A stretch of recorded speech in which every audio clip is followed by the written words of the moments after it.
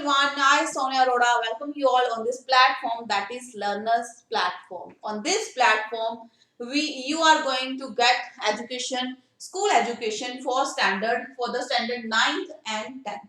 On this platform, you are going to learn about English and SST. English ਤੇ SST ਨੂੰ cover ਕਰਾਂਗੇ and further ਜਾ ਕੇ ਅਸੀਂ 11th and 12th the English ਦੇ sessions ਵੀ ਲੈ ਕੇ ਆਵਾਂਗੇ ਤੁਹਾਡੇ ਲਈ clear। ਸੋ ਅੱਜ ਦੇ ਸੈਸ਼ਨ ਚ ਅਸੀਂ ਕਰਨ ਜਾ ਰਹੇ ਹਾਂ 10th ਸਟੈਂਡਰਡ ਦਾ 10th ਸਟੈਂਡਰਡ ਦਾ ਲਿਟਰੇਚਰ ਸੈਕਸ਼ਨ ਅਸੀਂ ਸਟਾਰਟ ਕਰਨ ਜਾ ਰਹੇ ਹਾਂ।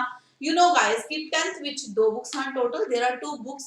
first one is main course book, main text book, that is first flight, and another one is footprints without feet। ठीक है, सेकंड बुक ਨੂੰ ਅਸੀਂ ਸਾਈਡ ਤੇ ਕਰ ਰਹੇ ਹਾਂ।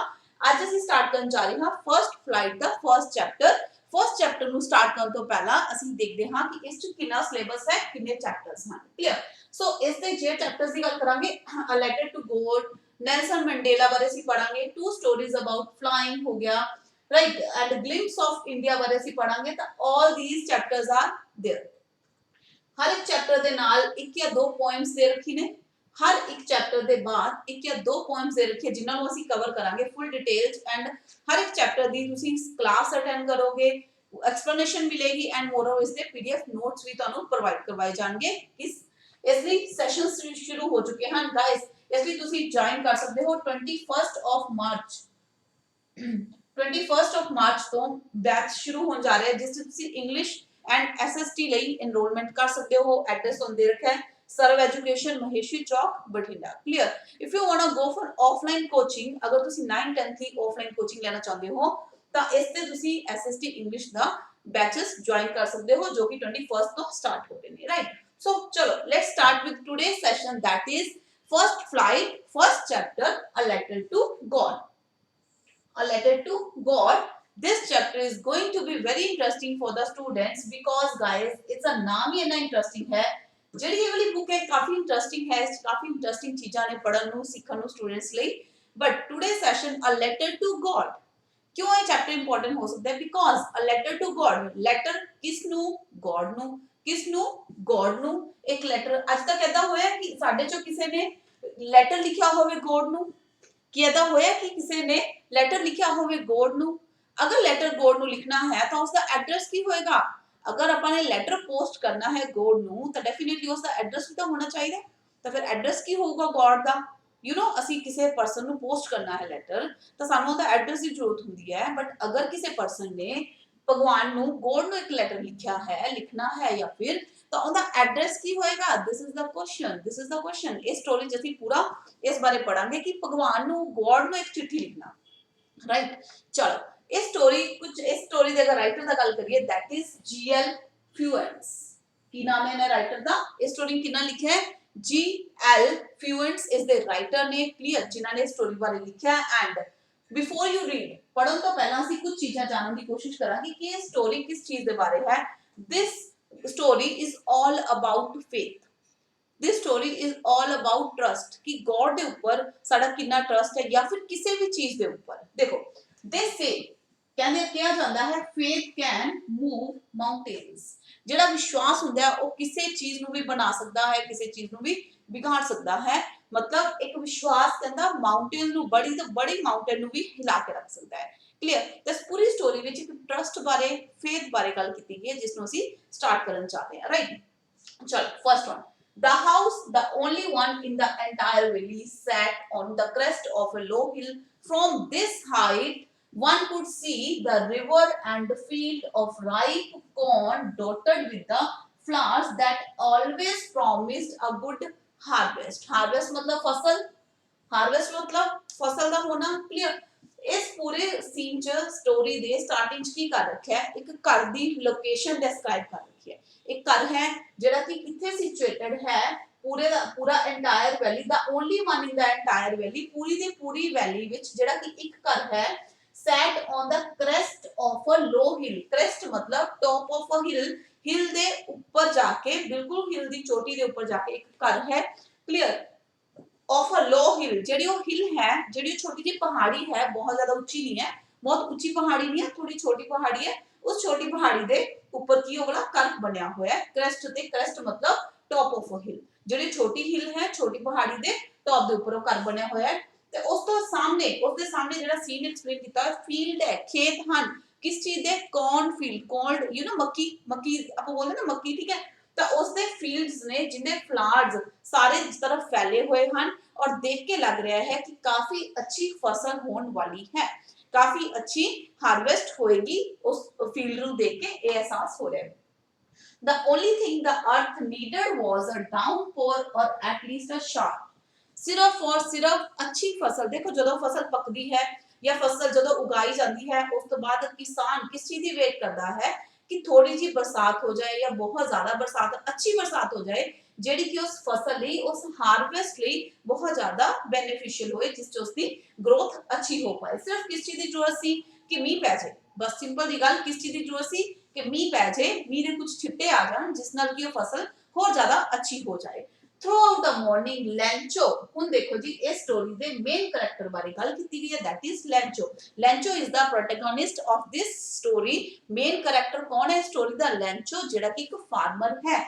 ਇਹ ਉਹਦੇ ਪੂਰੇ ਘਰ ਦਾ ਸੀਨ ਐਕਸਪਲੇਨ ਕੀਤਾ ਗਿਆ who knew his fields intimately मतलब ਹੁੰਦਾ ਹੈ ਇੰਟੀਮੇਟ ਕੀ ਹੋਣਾ ਕਿਸੇ ਦੇ ক্লোਜ਼ ਹੋਣਾ ਕਿਸੇ ਦੇ ক্লোਜ਼ ਆਪਾਂ ਰਿਲੇਸ਼ਨਸ਼ਿਪ ਹੋਣਾ ਇੰਟੀਮੇਟਲੀ मतलब अपने फील्ड्स ਨੂੰ अपने खेतों ਨੂੰ बहुत अच्छी तरह जानता है क्यों क्योंकि उसने बहुत सालों तो फसल उगा रहा है बहुत सालों तो उसने काम कर रहा है had done nothing else but see the sky towards northeast ਉਹ ਆਪਣੇ ਖੇਤਾਂ ਨੂੰ ਬਹੁਤ ਅੱਛੀ ਤਰ੍ਹਾਂ ਜਾਣਦਾ ਹੈ clear done nothing else but ਉਹ ਕੀ ਕਰਦਾ ਹੈ ਸਿਰਫ ਆਪਣੇ sky ਵੱਲ ਦੇਖਦਾ ਹੈ northeast ਵੱਲ ਕਿਉਂ ਕਿਉਂਕਿ ਵੇਟ ਕਰ ਰਿਹਾ ਹੁੰਦਾ ਬਰਸਾਤ ਦੀ ਡਾਊਨਪੋਰ ਦੀ ਜਾਂ ਸ਼ਾਦ ਦੀ ਕਿ ਬਰਸਾਤ ਹੋਏ ਤਾਂ ਕਿ ਮੇਰੇ ਖੇਤਾਂ ਜਿਹੜੀ ਫਸਲ ਹੈ ਉਹ ਹੋਰ ਅੱਛੀ ਗਰੋ ਹੋ ਪਾਏ clear चलो next one now we are really going to get some water woman अपनी वाइफ ने ਉਹਨੇ ਵਾਈਫ ਦੀ ਲੈਂਚਰ ਦੀ ਵਾਈਫ ਦੀ ਗੱਲ ਹੋ ਰਹੀ ਹੈ ਉਹ ਆਪਣੀ ਵਾਈਫ ਨੂੰ ਕਹਿੰਦਾ ਹੈ ਕਿ ਇਸ ਵਾਰੀ ਅਸੀਂ ਕਾਫੀ ਅੱਛਾ we are going to get some water now we are really going to get some water women the woman who was preparing ਕਹਿੰਦਾ ਲੱਗਦਾ ਹੈ ਕਿ ਇਸ ਵਾਰੀ ਅੱਛੀ ਬਰਸਾਤ ਹੋਣ ਵਾਲੀ ਹੈ ਤਾਂ ਉਹਦੀ ਵਾਈਫ ਕੀ ਕਰ ਰਹੀ ਹੁੰਦੀ ਹੈ ਪ੍ਰਪੇਅਰ ਕਰ ਰਹੀ ਹੁੰਦੀ ਕਿ ਸੱਪਰ ਹੁਣ ਸੱਪਰ ਦਾ ਮਤਲਬ ਕੀ ਹੁੰਦਾ ਹੈ ਜਿਹੜੇ अपना last meal of the day what is the meaning of supper last meal of the day देखो अगर कोई 7 बजे डिनर कर लेंदा है तो ना सपर है अगर कोई लोग 10 बजे डिनर करते हैं वो उनका सपर है मतलब पूरे दिन च जेड़ा एंड वाला खाना ਅਸੀਂ ਖਾਂਦੇ ਹਾਂ दैट इज कॉल्ड सपर तो खाना बना रही ਹੁੰਦੀ ਹੈ ਉਹਨੇ ਕੀ ਰਿਪਲਾਈ ਕੀਤਾ ਹਾਂਜੀ ਬਿਲਕੁਲ गॉड मिली ਉਹ ਕਹਿੰਦੀ ਅਗਰ ਭਗਵਾਨ ਨੇ ਚਾਹਿਆ ਤਾਂ ਅੱਛੀ ਬਰਸਾਤ ਹੋਏਗੀ ਅੱਛਾ ਪਾਣੀ ਮਿਲੇਗਾ ਸਾਡੀ ਫਸਲ ਨੂੰ ਤਾਂ ਅੱਛੀ ਸਾਡੀ ਫਸਲ ग्रो होएगी क्लियर तो चलो the older boys were working in the field ਲੈਂਚੋ ਦੇ ਬੱਚਿਆਂ ਦੀ ਗੱਲ ਕੀਤੀ ਗਈ ਹੈ ਜਿਹੜੇ ਹੁੰਦੇ 올ਡਰ ਬॉयਜ਼ ਸਨ ਬੜੇ ਵਾਲੇ ਬੇਟੇ ਸਨ ਉਹ ਖੇਲ ਰਹੇ ਸਨ ਉਹ ਸੌਰੀ ਕੰਮ ਕਰ ਰਹੇ ਸਨ ਫੀਲਡ 'ਚ ਜਿਹੜੇ ਛੋਟੇ ਸਨ ਉਹ ਕੀ ਕਰ ਰਹੇ ਸਨ ਘਰ ਦੇ ਨੇੜੇ ਖੇਲ ਰਹੇ ਸਨ until the woman called to them all come for dinner it was during the meal that just as Lencho had predicted देखो ਉਹ ਆਪਣੇ ਬੇਟਿਆਂ ਨੂੰ ਬੜੇ ਬੇਟਿਆਂ ਨੂੰ ਛੋਟੇ ਬੇਟਿਆਂ ਨੂੰ ਬੜੇ ਬੇਟੇ ਕੀ ਕਰ ਰਹੇ ਹੁੰਦੇ ਹਨ ਫੀਲਡ 'ਚ ਕੰਮ ਕਰ ਰਹੇ ਹੁੰਦੇ ਹਨ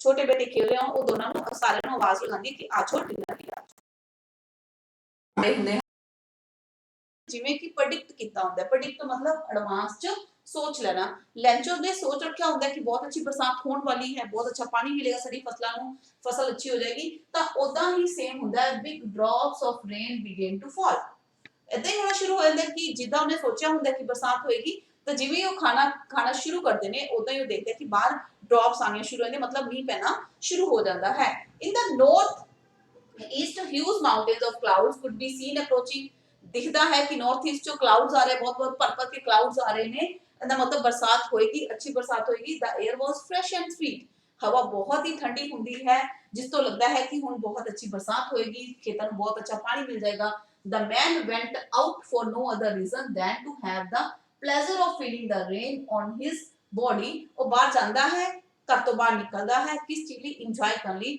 कि बरसात हो रही है क्योंकि बरसात की वेट कर रहे हैं किसान फसल ਲਈ अपने बरसात की वेट करता है ਤੇ ਜਦੋਂ ਬਰਸਾਤ ਹੁੰਦੀ ਹੈ ਬਹੁਤ ਜ਼ਿਆਦਾ ਖੁਸ਼ ਹੁੰਦਾ ਹੈ ਸੇਮ ਚੀਜ਼ ਲੈਂਚੋ ਨਾਲ ਵੀ ਹੋਈ ਹੈ when he returned he exclaimed these aren't raindrops ਜਦੋਂ ਉਹ ਬਾਹਰ raindrops ਲਈ ਜਾ ਕੇ ਅੰਦਰ ਆਂਦਾ ਹੈ ਤਾਂ ਆਪਣੇ ਘਰਦਿਆਂ ਨੂੰ ਕੀ ਕਹਿੰਦਾ ਹੈ ਕਿ ਇਹ raindrops ਨਹੀਂ ਹੈ ਜਿਹੜੀ ਸਕਾਈ ਤੋਂ ਆ ਰਹੀਆਂ ਨੇ ਜਿਹੜੀ ਸਕਾਈ ਪਾਣੀ ਮੀਂਹ ਗਿਰ ਰਿਹਾ ਹੈ ਜਿਹੜੀ ਬੂੰਦਾਬਾਂਦੀ ਹੋ ਰਹੀ ਹੈ ਇਹ ਕਹਿੰਦਾ raindrops ਨਹੀਂ ਹੈ they are new कॉइन्स ਉਹ ਕਹਿੰਦਾ ਨਏ ਤਰ੍ਹਾਂ ਦੇ ਕॉइन्स ਹੈ ਕਿਉਂ ਦੇਖੋ ਜਦੋਂ ਬਰਸਾਤ ਹੋਏਗੀ फसल ग्रो करेगी अच्छी हार्वेस्ट होएगी ਕਮਾਈ ਹੋਏਗੀ, ਇਨਕਮ ਹੋਏਗੀ ਤਾਂ ਉਹਦੇ ਲਈ ਕੀ ਸੀਗੇ, ਉਹ ਪਾਣੀ ਦੀਆਂ ਬੂੰਦਾਂ ਨਹੀਂ ਸੀ ਉਹਦੇ ਵਾਸਤੇ, ਕੁਆਇਨਸ ਹੈ, ਕਹਿੰਦਾ ਪੈਸੇ ਆ ਆਪਣੇ ਵਾਸਤੇ। Clear. The big drops are 10 cent pieces and the little one are 5 pieces। ठीक है, ਤਾਂ ਕਰੰਸੀ ਸੀ ਉਸ ਟਾਈਮ ਦੀ, ਕਰੰਸੀ ਦੀ ਗੱਲ ਕਰ ਰਿਹਾ ਕਿ ਜਿਹੜੀ ਬੜੀ ਬੜੀ ਪਾਣੀ ਦੀ ਡ੍ਰੌਪਸ ਆ ਰਹੀਆਂ, ਮੀਂਹ ਦੀਆਂ ਬੂੰਦਾਂ ਬੜੇ ਵਾਲੀਆਂ, ਉਹ ਕੀ ਹੈ, ਉਹ 10 cent pieces ਹੈ, and the little one are 5, ਜਿਹੜੀ ਛੋਟੇ ਵਾਲੀ ਹੈ ਉਹ 5 ਪੈਸੇ ਹੈ। ਪੈਸੋਸ, ਕਰੰਸੀ ਦੀ ਗੱਲ ਹੋ ਰਹੀ ਹੈ, that is pesos, मतलब बड़े वाली ਜਿਹੜੀ ਬੂੰਦਾਂ ਉਹ ਸਾਡੇ ਵਾਸਤੇ ਕੀ ਹੈ, मतलब बड़ा ज्यादा अमाउंट ਦਾ ਪੈਸਾ ਹੈ, और छोटे वाली बूंदा की है छोटा पैसा है, छोटी अमाउंट ਸਾਨੂੰ ਦੇਗੀ। ਰਾਈਟ, ਤਾਂ ਪੂਰੀ ਅਸੀਂ ਐਕਸਪਲੇਨੇਸ਼ਨ ਹੈ ਇਹਨਾਂ ਦੇ ਐਦਾਂ ਹੀ ਤੁਹਾਨੂੰ ਨੋਟਸ ਪ੍ਰੋਵਾਈਡ ਕਰਵਾਏ ਜਾਣਗੇ, ਜਿਹਨੂੰ ਤੁਸੀਂ ਇੱਕ ਰੀਡ ਆਊਟ ਕਰੋਗੇ ਐਂਡ ਕਲਾਸ ਵਿੱਚ ਵੀ ਪੂਰੇ ਦੀ ਪੂਰੀ ਸਟੋਰੀਜ਼, ਪੂਰੇ ਦੇ ਪੂਰੇ ਨੋਟਸ ਤੁਹਾਨੂੰ ਐਕਸਪਲੇਨ ਕੀਤੇ ਜਾਇਆ ਕਰਨਗੇ। प्रेडिक्ट मतलब फोरटेल, भविष्यवाणी करना। अप्रोचिंग मतलब कमिंग नियर, नियर आना, किसी चीज का क्लोज आना। चलो next one. With a satisfied expression, he regarded the field of the ripe corn with its flowers draped in a curtain of rain. But suddenly a strong wind began to blow, and along with the rain, very large hailstones began to fall. ਕੀ ਹੁੰਦਾ ਹੈ, ਉਹ ਮੰਨਦਾ ਹੈ, ਉਹ ਕੀ ਕਹਿੰਦਾ ਹੈ, ਉਹ ਬਹੁਤ ਸੈਟੀਸਫਾਈਡ ਹੁੰਦਾ ਹੈ ਮੀਂਹ ਨੂੰ ਦੇਖ ਕੇ, ਬਟ ਸਡਨਲੀ ਕੀ ਹੁੰਦਾ, ਜਿਹੜੀ ਬਰਸਾਤ ਹੋ ਰਹੀ ਹੁੰਦੀ ਹੈ ਉਹ ਪੂਰਾ ਹੇਲ ਸਟੋਰਮ ਵਿੱਚ ਚੇਂਜ ਹੋ ਜਾਂਦੀ ਹੈ। ਹੇਲ ਸਟੋਨਸ ਕੀ ਹੁੰਦੇ, ਜਦੋਂ ਆਪਾਂ ਕਹਿੰਦੇ ਗੜੇ ਪੈਣੇ ਸ਼ੁਰੂ ਹੋ ਗਏ, ਬਹੁਤ ਤੇਜ਼ ਬਰਸਾਤ ਹੁੰਦੀ ਹੈ, ਮੋਟੇ ਮੋਟੇ ਉਸमें ਬਰਫ਼ ਪੈਣੀ ਸ਼ੁਰੂ ਹੋ ਜਾਂਦੀ ਹੈ, ਤਾਂ ਉਹ ਕਿਸ ਚੀਜ਼ ਦਾ ਸਾਈਨ ਹੁੰਦਾ ਹੈ ਕਿ ਉਹਦੀ ਫਸਲ ਖਰਾਬ ਹੋ ਜਾਏਗੀ। ਠੀਕ ਹੈ, ਜੇ ਦੇਖਦੇ ਹੀ ਦੇਖਦੇ ਕੀ ਹੁੰਦਾ, ਮੀਂਹ ਹੋਰ ਤੇਜ਼ ਹੋ ਜਾਂਦਾ ਹੈ, ਉਸ ਚ ਹੇਲ ਸਟੋਰਮਸ ਵੀ ਆਣੇ ਗਿਰਨੇ ਸ਼ੁਰੂ ਹੋ ਜਾਂਦੇ ਹਨ। These truly did resemble new silver coins। ਜਿਹੜੇ ਇਹ ਗੜੇ ਸੀ, ਹੇਲ ਸਟੋਰਮ ਸੀ, ਕਿੰਨੇ ਵਾਂਗੂ ਸੀ, ਸਿਲਵਰ ਕੋਇਨਸ ਵਰਗੇ ਦਿਖਦੇ ਸਨ।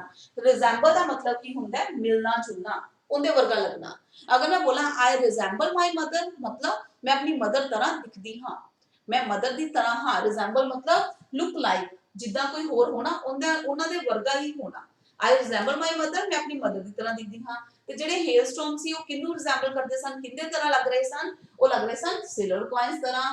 The boys exposing themselves to the rain ran out to collect the frozen pearls। ਛੋਟੇ ਹੁੰਦੇ ਅਸੀਂ ਵੀ ਕਰਦੇ ਹੁੰਦੇ ਸੀ, ਆਪਾਂ ਵੀ ਤਾਂ ਇਹੀ ਕਰਦੇ ਹਾਂ ਕਿ ਜਦੋਂ ਗੜੇ ਪੈਣੇ ਸ਼ੁਰੂ ਹੁੰਦੇ ਆ, ਔਲੇ ਪੈਂਦੇ ਹਨ, ਹੇਲ ਸਟੋਰਮਸ ਆਉਂਦੇ ਹਨ, ਤਾਂ ਆਪਾਂ ਕੀ ਕਰਦੇ ਆ, ਭੱਜ ਕੇ ਬਾਹਰ ਜਾਂਦੇ ਆ, ਤਾਂ ਉਹਨਾਂ ਨੂੰ ਇਕੱਠਾ ਕਰਨਾ ਸ਼ੁਰੂ ਕਰਦੇ ਹਾਂ। ਸੇਮ ਉਹਨਾਂ ਦੇ ਬੱਚੇ ਵੀ ਕੀ ਕਰਦੇ ਹਨ, ਖੁਸ਼ੀ ਖੁਸ਼ੀ ਚ ਬਾਹਰ ਜਾਂਦੇ ਨੇ ਤੇ ਉਹਨਾਂ ਜਿਹੜੇ ਹੇਲ ਸਟੋਰਮਸ ਉਹਨਾਂ ਨੂੰ ਇਕੱਠਾ ਕਰਨਾ ਸ਼ੁਰੂ ਕਰ ਦਿੰਦੇ ਹਨ। ਚਲੋ, it's really getting bad now, explain the man. ਜਿਵੇਂ ਉਹ ਦੇਖਦਾ ਕਿ ਬਹੁਤ ਜ਼ਿਆਦਾ ਬਰਸਾਤ ਤੇਜ਼ ਹੋ ਕੇ ਹੇਲ ਸਟੋਰਮਸ ਪੈਣੇ ਸ਼ੁਰੂ ਹੋ ਗਏ, ਉਹ ਬਹੁਤ ਜ਼ਿਆਦਾ ਡਰ ਜਾਂਦਾ ਹੈ, ਕਿਉਂਕਿ ਗੜੇ ਜਿਹੜੇ ਹੁੰਦੇ ਹਨ, ਬਹੁਤ ਜ਼ਿਆਦਾ ਤੇਜ਼ ਮੀਂਹ ਹੁੰਦਾ, ਫਸਲ ਲਈ ਖਰਾਬ ਹੁੰਦਾ ਹੈ। ਜਿਹੜੀ ਉਹਨੇ ਸਿਰਫ ਮੰਗਿਆ ਸੀ ਮੀਂਹ ਪੈ ਜੇ ਤਾਂ ਕਿ ਫਸਲ ਅੱਛੀ ਹੋ ਜਾਏ, ਬਟ ਉਹਦੀ ਜਗ੍ਹਾ ਤੇ ਕੀ ਹੋਣ ਲੱਗ ਗਿਆ, ਬਹੁਤ ਜ਼ਿਆਦਾ ਹੇਲ ਸਟੋਰਮਸ ਆਣੇ ਸ਼ੁਰੂ ਹੋ ਗਏ, ਤਾਂ ਬਹੁਤ ਜ਼ਿਆਦਾ ਪਰੇਸ਼ਾਨ ਹੁੰਦਾ, ਬਹੁਤ ਜ਼ਿਆਦਾ ਸੈਡ ਹੋ ਜਾਂਦਾ ਹੈ। I hope it passes quickly। ਉਹਨੂੰ ਲੱਗਿਆ ਕਿ ਜਲਦੀ ਨਿਕਲ ਜਾਏਗਾ। It did not pass quickly। For an hour the hail rained on the house, the garden, the hillside, the cornfield, on the whole valley। The field was white as it covered with salt। देखो, expect ਕੀ ਕਰ ਰਿਹਾ ਹੁੰਦਾ ਹੈ ਕਿ ਬਰਸਾਤ ਹੋਏਗੀ, ਫਸਲ ਅੱਛੀ ਹੋਏਗੀ, ਬਟ ਹੋ ਕੀ ਜਾਂਦਾ ਹੈ, ਬਹੁਤ ਮੋਟੇ ਵਾਲੀ ਗੜੇ ਪੈਣੇ ਸ਼ੁਰੂ ਹੋ ਜਾਂਦੇ ਨੇ, ਜਿਸ ਨਾਲ ਕੀ ਹੁੰਦਾ ਹੈ, ਪੂਰੀ ਦੀ ਪੂਰੀ ਫਸਲ ਉੱਪਰ ਕੁਝ ਨਹੀਂ, ਫਸਲ ਤਬਾਹ ਹੋ ਜਾਂਦੀ ਹੈ। ਉਸ ਤੇ ਸਿਰਫ ਔਰ ਸਿਰਫ ਕੀ ਵਿਛ ਜਾਂਦੇ ਹਨ, ਬਰਫ਼ ਵਿਛ ਜਾਂਦੀ ਹੈ, ਜਿਹੜੀ ਕਿ ਬਿਲਕੁਲ ਕਿੰਨੇ ਕਿੰਨੇ ਤਰ੍ਹਾਂ ਹੁੰਦੀ ਹੈ, ਸਾਲਟ ਦੀ ਤਰ੍ਹਾਂ। ਬਿਲਕੁਲ ਪੂਰੀ ਤੇ ਪੂਰਾ ਫੀਲਡ ਕਿਸ ਨਾਲ ਢੱਕ ਜਾਂਦਾ ਹੈ, ਪੂਰਾ ਹੀ ਲੱਗਣ ਲੱਗਦਾ ਹੈ ਕਿ ਇੱਥੇ ਸਾਲਟ ਵਿਛਾ ਰੱਖਿਆ ਹੈ, ਨਮਕ ਵਿਛਾ ਰੱਖਿਆ ਹੈ। ਰਾਈਟ, ਕੌਰਨਫੀਲਡ मतलब ਜਿਹੜੇ ਕਿ ਕੌਰਨ ਦੇ ਮੱਕੀ ਦੇ ਖੇਤ ਹੁੰਦੇ ਹਨ। ਰਾਈਟ, ਤਾਂ ਮਤਲਬ ਕੀ ਹੋਇਆ, ਜਿੱਦਾਂ ਲੈਂਚੋ ਨੇ ਐਕਸਪੈਕਟ ਕੀਤਾ ਸੀ ਉਦਾਂ ਨਹੀਂ ਹੋਇਆ, ਉਸ ਤੋਂ ਆਪੋਜ਼ਿਟ ਹੋਇਆ ਜਾਂਦੀ। ਕਲੀਅਰ। ਚਲੋ, not a leaf remained on the trees, the corn was totally destroyed, the flowers were gone from the plants। ਕੀ ਹੋ ਚੁੱਕਿਆ ਸੀ, ਇੰਨਾ ਜ਼ਿਆਦਾ ਮੀਂਹ ਪੈ ਚੁੱਕਿਆ ਸੀ, ਇੰਨੇ ਜ਼ਿਆਦਾ ਗੜੇ ਪੈ ਚੁੱਕੇ ਸਨ, ਜਿਸ ਨਾਲ ਕੀ ਹੋ ਗਿਆ ਸੀ, ਇੱਕ ਪੱਤਾ ਵੀ ਨਹੀਂ ਸੀ ਕਿਸੇ ਟਰੀ ਦੇ ਉੱਤੇ, ਬਿਲਕੁਲ ਇੱਕ ਲੀਫ ਵੀ ਨਹੀਂ ਸੀ ਟਰੀ ਦੇ ਉੱਤੇ। corn was totally destroyed, ਉਹਦੀ ਫਸਲ ਬਿਲਕੁਲ ਖਰਾਬ ਹੋ ਗਈ। flowers ਬਿਲकुल खत्म हो गए plants तो, plants बिल्कुल ਉਹਦੇ ਤੋਂ ਪੱਤੇ की flowers की सारा कुछ ਝੜ ਗਿਆ। ਲੈਂਚੋ's soul was filled with sadness। देखो ਲੈਂਚੋ बहुत sad हो गया, सोच रहा होता कि मेरी फसल तबाह होगी, खत्म हो गया। मैं तो सोच रहा ਸੀ ਇਸ ਵਾਰੀ ਬਹੁਤ बेनिफिट होएगा, बट नहीं, ਕੀ ਹੋ ਗਿਆ, ਉਹਨੂੰ loss ਹੋ ਗਿਆ। clear। With a sadness when the storm had passed, he stood in the middle of the field and said to his sons। ਜਦੋਂ ਮੀਂਹ ਖਤਮ ਹੋ ਜਾਂਦਾ, ਮੀਂਹ ਰੁਕ ਜਾਂਦਾ ਹੈ, ਫਸਲਾਂ ਦੀ ਤਬਾਹ ਹੋ ਜਾਂਦੀ ਹੈ, ਤਾਂ ਬਿਲਕੁਲ ਸੈਂਟਰ 'ਚ ਜਾ ਕੇ ਖੜਾ ਹੋ ਜਾਂਦਾ ਹੈ, ਤਾਂ ਆਪਣੇ ਕੀ ਕਹਿੰਦਾ ਹੈ, ਆਪਣੇ ਬੇਟਿਆਂ ਨੂੰ ਕੀ ਕਹਿੰਦਾ ਹੈ, a plague of locusts would have left more than this। ਕੀ ਹੁੰਦਾ ਹੈ, locusts plague ਕੀ ਹੁੰਦੇ, plague Ki multiplication of harmful। plague ਦਾ ਮਤਲਬ ਹੁੰਦਾ ਹੈ ਜਦੋਂ ਕੀੜਾ ਪੈ ਜਾਂਦਾ ਫਸਲ 'ਚ, ਫਸਲ 'ਚ ਕੁਝ harmful insects, animals ਪੈਦਾ ਹੋ ਜਾਂਦੇ ਨੇ ਉਹ ਫਸਲ ਨੂੰ ਖਾ ਜਾਂਦੇ ਨੇ, ਉਹਨੂੰ ਤਬਾਹ ਕਰ ਦਿੰਦੇ ਨੇ। ਬਟ ਲੈਂਚੋ ਕੀ ਕਹਿੰਦਾ ਹੈ ਕਿ ਜੇ ਫਸਲ 'ਚ ਇਦਾਂ ਦਾ ਹੋ ਜਾਂਦਾ ਕੁਝ, ਠੀਕ ਹੈ, ਲੋਕਸਟਸ मतलब ਇਨਸੈਕਟਸ ਹੁੰਦੇ ਨੇ ਜਿਹੜੇ ਫਸਲ ਨੂੰ ਖਾਂਦੇ ਨੇ। ਉਹ ਕਹਿੰਦਾ ਵੀ ਜੇ मतलब ਜਿਹੜਾ ਮੀਂਹ ਸੀ ਇਹਨੇ ਬਿਲਕੁਲ ਸਾਰਾ ਕੁਝ ਤਬਾਹ ਕਰ ਦਿੰਦਾ। ਜੇ ਇਸ ਤੋਂ ਜ਼ਿਆਦਾ ਜੇ ਮੰਨ ਲਓ ਆਪਣੀ ਫਸਲ ਤੇ ਕੀੜਾ ਪੈ ਜਾਂਦਾ, ਇਨਸੈਕਟਸ ਲੱਗ ਜਾਂਦੇ, ਤਾਂ ਸ਼ਾਇਦ ਫਿਰ ਵੀ ਹੋਪ ਸੀ ਕਿ ਕੁਝ ਬਚ ਜਾਂਦਾ। ਬਟ ਇਹ ਵਾਲੇ ਮੀਂਹ ਨੇ, ਇਹ ਵਾਲੇ ਹੇਲ ਸਟਾਰਮਸ ਨੇ ਤਾਂ ਬਿਲਕੁਲ ਹੀ ਤਬਾਹ ਕਰਕੇ ਰੱਖ ਦਿੱਤੀ, मतलब ਕੁਝ ਵੀ ਨਹੀਂ ਬਚਿਆ ਉਹਦੇ ਖੇਤ ਵਿੱਚ, ਬਿਲਕੁਲ ਕੁਝ ਵੀ ਨਹੀਂ ਬਚਿਆ। This year we will have no corn, ਇਸ ਸਾਲ ਸਾਡੀ ਕੋਈ ਕੌਰਨ ਨਹੀਂ ਹੋਏਗੀ, ਸਾਡੀ ਫਸਲ ਨਹੀਂ ਹੋਏਗੀ। That night was a sorrowful one, all our work for nothing, there is no one who can help us, we will go all go hungry this year। ਉਹ ਬਹੁਤ ਜ਼ਿਆਦਾ ਪਰੇਸ਼ਾਨ ਹੁੰਦਾ ਹੈ, sorrowful ਹੁੰਦਾ ਹੈ, ਆਪਣੇ ਬੱਚਿਆਂ ਨੂੰ ਕੀ ਕਹਿੰਦਾ ਹੈ ਕਿ ਇਸ ਸਾਲ ਸਾਡੀ ਫਸਲ ਨਹੀਂ ਹੋਏਗੀ, ਸਾਨੂੰ ਇਸ ਸਾਲ ਪੂਰੇ ਸਾਲ ਸਾਨੂੰ ਪਤਾ ਨਹੀਂ ਕਿੱਦਾਂ ਗੁਜ਼ਾਰਾ ਕਰਨਾ ਪਊਗਾ, ਸਾਡੇ ਕੋਲ ਪੈਸਾ ਨਹੀਂ ਹੋਊਗਾ ਖਾਣ ਲਈ, मतलब we will all go hungry this year। ਇਸ ਸਾਲ ਅਸੀਂ ਭੁੱਖ ਨਾਲ ਹੀ ਮਰਾਂਗੇ ਸਾਰੇ, ਕਿਉਂਕਿ ਜੋ ਫਸਲ ਨਹੀਂ ਹੋਈ ਤਾਂ ਡੈਫੀਨਿਟਲੀ ਕੀ ਹੋਏਗਾ, ਅਸੀਂ ਭੁੱਖ ਨਾਲ ਹੀ ਮਰਾਂਗੇ। ਕਲੀਅਰ? ਤਾਂ ਉਹਦੇ ਤੇ ਕਰਜ਼ਾ ਹੋ ਜਾਏਗਾ, ਕਿਉਂਕਿ ਜਿੱਦਾਂ ਉਹਨੇ ਪੈਸੇ ਲੈ ਕੇ ਆਪਾਂ ਸੀਡਸ ਬੋ ਕਰਦੇ ਹਾਂ, ਉਗਾਉਂਦੇ ਹਾਂ ਫਸਲ ਨੂੰ, ਤਾਂ ਡੈਫੀਨਿਟਲੀ ਉਹਦੀ ਫਸਲ ਪੂਰੀ ਤਬਾਹ ਹੋ ਚੁੱਕੀ ਸੀ। ਇਸ ਸੈਸ਼ਨ ਤੱਕ ਜਿੰਨੀ ਵੋਕੈਬਲਰੀ ਹੈ ਉਹਦੇ ਨੋਟਸ ਤੁਹਾਨੂੰ ਮਿਲਣਗੇ, ਰਾਈਟ। ਐਂਟਾਇਰ मतलब ਹੋਲ, ਕ੍ਰੈਸਟ मतलब ਟੌਪ ਆਫ ਅ ਹਿਲ ਦਾ ਟੌਪ, डॉटेड मतलब full of, very important vocabulary भी नाल नाल सी रिवाइज करते चलांगे। चलो नेक्स्ट पार्ट पे चलते हैं। नेक्स्ट इज द क्वेश्चंस ने, what did Lencho hope for, Lencho नु किस चीज दा होप सी, लेंचो नु किस चीज दा होप सी, Lencho hoped for a downpour, किस चीज दी आस रख के बैठा होया सी कि थोड़ी जी बरसात हो जाए, या एटलीस्ट अ रेन शावर, मतलब मींह पै जाए, चाहे थोड़ा ज्यादा पै जाए, चाहे थोड़ी शार हो जाए, बट मींह हो जाए, जो कि उनकी फसल ली, उनके क्रॉप फील्ड भी बहुत अच्छा सी। Why did Lencho say the raindrops were like new coins? उन्हें क्यों किया कि ਜਿਹੜੀ raindrops ਪੈ ਰਹੀ ਹੈ ਇਹ ਬਿਲਕੁਲ new coins ਨੇ। After the rain showers everything was going as per Lencho, ਜਿਵੇਂ ਬਰਸਾਤ ਹੋਣੀ ਸ਼ੁਰੂ ਹੋਈ ਸਾਰਾ ਕੁਝ ਉਦਾਂ ਹੋ ਰਿਹਾ ਸੀ ਜਿੱਦਾਂ ਕਿ ਲੈਂਚੋ ਚਾਹ ਰਿਹਾ ਸੀ। and he had great confidence that his harvest would produce, ਉਹਨੂੰ ਉਮੀਦ ਸੀ ਕਿ ਜਿਹੜੀ ਉਹਦੀ ਇਸ ਵੇਲੇ ਫਸਲ ਹੋਏਗੀ ਕਾਫੀ ਜ਼ਿਆਦਾ ਬੈਨੀਫਿਟ ਦੇ ਕੇ ਜਾਏਗੀ। ਸੋ ਉਹ ਕੀ ਕਰਦਾ ਹੈ, ਰੈਫਰ ਕਰਦਾ ਹੈ ਜਿਹੜੀਆਂ ਡ੍ਰੌਪਲੇਟਸ ਹੁੰਦੀਆਂ ਪਾਣੀ ਦੀਆਂ ਬੂੰਦਾਂ, ਦੇਖੋ ਪਾਣੀ ਦੀਆਂ ਬੂੰਦਾਂ ਜਿਹੜੀਆਂ ਗਿਰ ਰਹੀਆਂ ਹੁੰਦੀਆਂ ਉਹਨਾਂ ਨੂੰ ਕੀ ਕਹਿੰਦਾ ਵੀ ਇਹ ਬਿਲਕੁਲ ਨਿਊ ਕੁਆਇਨਸ ਨੇ, ਆਪਣੇ ਵਾਸਤੇ ਨਿਊ ਕੁਆਇਨਸ ਨੇ, ਕਿਉਂਕਿ ਅਗਰ ਫਸਲ ਹੋਏਗੀ, ਇਹ ਬੂੰਦਾਬਾਂਦੀ ਹੋਏਗੀ ਤਾਂ ਮੀਂਹ ਪਏਗਾ ਤਾਂ ਸਾਡੀ ਫਸਲ ਅੱਛੀ ਹੋਏਗੀ, ਔਰ ਅਗਰ ਆਪਣੀ ਫਸਲ ਅੱਛੀ ਹੋਏਗੀ ਤਾਂ ਆਪਾਂ ਨੂੰ ਕਾਫੀ ਜ਼ਿਆਦਾ ਪ੍ਰੋਫਿਟ ਹੋਏਗਾ, ਕਾਫੀ ਬੜੇ ਵਾਲਾ ਪ੍ਰੋਫਿਟ ਹੋਏਗਾ। clear? The larger one being equivalent to the 10 pesos and the smaller ones 5 pesos। ਜਿਹੜੀਆਂ ਬੂੰਦਾਂ ਪੈ ਰਹੀਆਂ ਸੀ ਮੀਂਹ ਦੀਆਂ, ਉਹ ਕਹਿੰਦਾ ਸੀ ਜਿਹੜੀ ਬੜੇ ਵਾਲੀ ਬੂੰਦ ਹੈ ਉਹ 10 pesos ਦੇ ਇਕੁਅਲ ਹੈ, ਔਰ ਜਿਹੜੀ ਛੋਟੀ ਵਾਲੀ ਬੂੰਦ ਹੈ ਉਹ 5 pesos ਦੇ ਇਕੁਅਲ ਹੈ। नेक्स्ट क्वेश्चन, ਹੁਣ ਤੱਕ ਜਿੰਨਾ ਅਸੀਂ ਪੜਿਆ ਹੈ, ਹੁਣ ਤੱਕ ਅਸੀਂ ਜਿੰਨਾ ਪੜਿਆ ਉਹਦੇ ਰਿਲੇਟਡ ਇਹ ਕੁਐਸਚਨ ਨੇ, ਅੱਗੋਂ ਅਸੀਂ ਨੈਕਸਟ ਇਹਨੂੰ ਕੰਟੀਨਿਊ ਕਰਾਂਗੇ, right. How did the rain change, rain ਕਿੱਦਾਂ ਬਦਲ ਗਈ। what happened to Lencho's field, ਲੈਂਚੋ the field ਨੂੰ ਕੀ ਹੋਇਆ, ਜਿੱਦਾਂ ਸਾਨੂੰ ਪਤਾ ਹੈ ਕਿ ਸਿਰਫ ਰੇਨ ਨਹੀਂ ਹੋਈ ਸੀ, ਰੇਨ ਹੋਣੀ ਸ਼ੁਰੂ ਹੋ ਗਈ, ਰੇਨ ਹੌਲੀ ਹੌਲੀ ਕਿੱਦੇ ਵਿੱਚ ਚੇਂਜ ਹੋ ਗਈ ਸੀ, ਬਹੁਤ ਜ਼ਿਆਦਾ ਹੇਲ ਸਟਾਰਮਸ ਵਿੱਚ ਚੇਂਜ ਹੋ ਗਈ ਸੀ, ਬਹੁਤ ਜ਼ਿਆਦਾ ਮੁਸਲਾਧਾਰ ਬਾਰਿਸ਼ ਹੋਣੀ ਸ਼ੁਰੂ ਹੋ ਗਈ ਸੀ, ਜਿਸ ਨਾਲ ਉਹਦੇ ਖੇਤ ਕੀ ਹੋ ਗਏ ਸਨ, ਉਹਦਾ ਰਿਜ਼ਲਟ ਕੀ ਨਿਕਲਿਆ ਸੀ, ਲੈਂਚੋਸ ਕ੍ਰੌਪ ਫੀਲਡਸ ਗॉट ਡੈਡ, ਬਿਲਕੁਲ ਖਤਮ ਹੋ ਗਏ ਸੀ ਉਹਦੇ crop fields. The trees had shade there leaves, trees ਦੇ ਪੱਤੇ ਬਿਲਕੁਲ ਝੜ ਗਏ ਸਨ, ਫਲਾਵਰਸ ਬਿਲकुल गिर चुके सन, मतलब कुछ भी नहीं रहा सी उनकी फसल के ऊपर, कुछ भी नहीं रहा सी, बिल्कुल खत्म हो चुकी सी, ठीक है। हौली हौली रेन किहदे च बदल गई, विंड च बन गई, विंड हौली हौली किस चीज बदल गया, हेल स्टॉर्म विच बदल गया। what were Lencho's feelings when the hail stopped, ਲੈਂਚੋ the feeling ਕੀ ਸੀ ਜਦੋਂ ਬਰਸਾਤ ਬੰਦ ਹੋਈ, ਜਦੋਂ ਹੇਲ ਸਟਾਰਮਸ ਬੰਦ ਹੋਏ ਤਾਂ ਕੀ ਹੋਇਆ ਸੀ, ਦੇਖੋ ਜੀ।